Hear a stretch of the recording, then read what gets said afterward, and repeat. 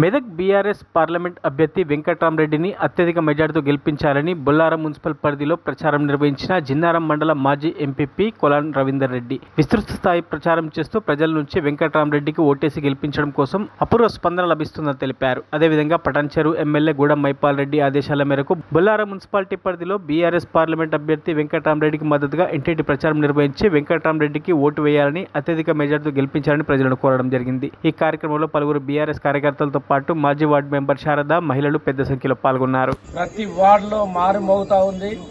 స్వచ్ఛందంగా ప్రజలు కూడా ముందుకొచ్చి తప్పకుండా కారు గుర్తుకు ఓటేస్తాం. ఇప్పుడు బీఆర్ఎస్ తోనే అభివృద్ధి బొల్లారంలో జరగడం జరిగింది. గతంలో కూడా మేము అభివృద్ధి చేసినాం, అది అందరికీ తెలుసు. జనాలు ఏ ఎలక్షన్లు అయినా బొల్లారంలో వార్ వన్ సైడే ఉంటుందని చెప్పి కూడా నేను గంటపదంగా తెలియజేస్తా ఉన్నాను.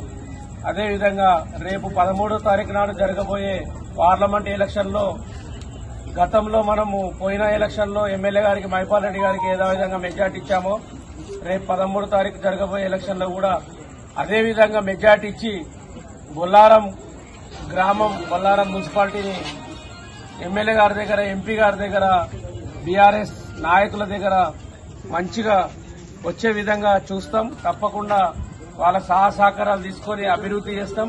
అదేవిధంగా వెంకట్రామరెడ్డి గారు సొంత నిధులతోని చిన్న పేద విద్యార్థులైతే ఎవరైతే ఉన్నారో ఫీజులు కట్టుకోలేని వాళ్ళందరికీ కూడా వెంకట్రామరెడ్డి అనే ట్రస్ట్ ద్వారా సంవత్సరానికి 20 కోట్ల రూపాయలు ఆయన సొంత నిధులు ఈ 7 నియోజకవర్గాల్లో సంవత్సరానికి 20 కోట్ల చొప్పున 5 సంవత్సరాల్లో 100 కోట్ల రూపాయలు నిధులు వేచిస్తా ఉన్నానంటున్నాడు.